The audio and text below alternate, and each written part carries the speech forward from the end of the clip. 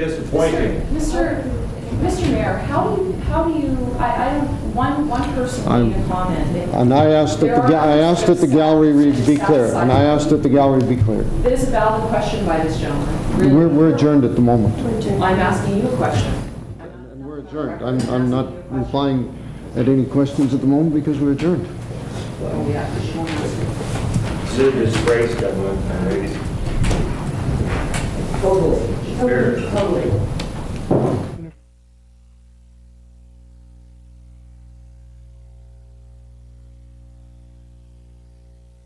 Being penalized because of the entire gallery needs to be cleared.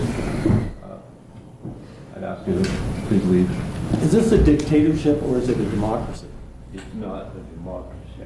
I'm going to ask you one more time and then I'll have to call the police. Come on. Please leave. I will move that the following be completed effective immediately and as our manpower allows, a complete plowing of the City of Moose Jaw be done, priority 1, 2, and 3 streets due to the significant accumulation of snowfall. All those in favor? Opposed? That motion is carried.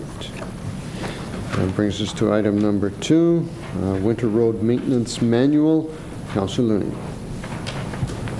Thank you. I will move that the Winter Road Maintenance Manual be amended with the following provisions considered in the corresponding report recommendations from engineering to be provided.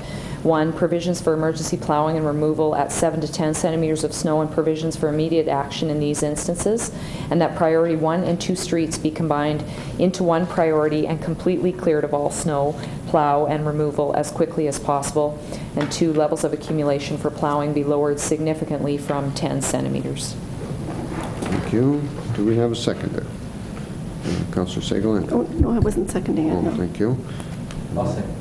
Okay, thank you. Councillor Swanson. If there's no other speakers, Your Worship, I actually okay, have 2 sure, people. because I have no problem with us referring it. That's I don't care about that. Thank you, Councillor Lunning. Councillor Schwinghammer. Thank you very much, Mayor McBain.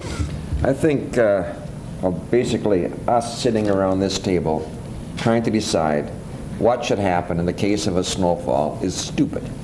And I won't use any other word other than that. This is just totally ridiculous.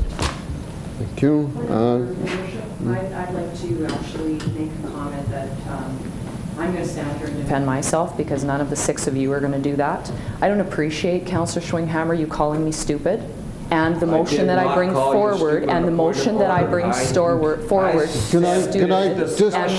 ridiculous, because it quite frankly proves. No, but just, you know, it proves a little bit that you don't listen when I bring something forward. I've already stated I wanted to have the discussion around this policy. I did talk to Mr. Johnson about the concerns he was having around snow plowing around the city before I brought these motions forward.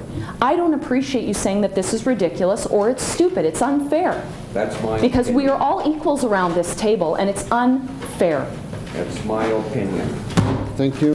I appreciate the fact that this has been a very difficult year for everyone in Moose Jaw. Probably not so much me, quite frankly, because I have 4-wheel drive, and so I don't necessarily have the same difficulties as people who may drive an economy car or a small vehicle that sits rather low to the ground and has 2-wheel drive, but nonetheless.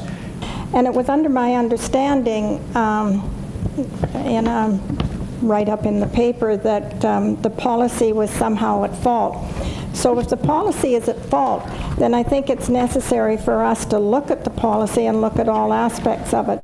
I know previously I've been told that what we're doing is we're following the June 16th motions of council, and one of those motions said that the City of Moose Jaw invest in a multiplex facility containing the following program components: a 4,500-seat multi-purpose NHL-size arena. And going through the request for proposals, I see that it's actually going to be a 4,000-seat arena.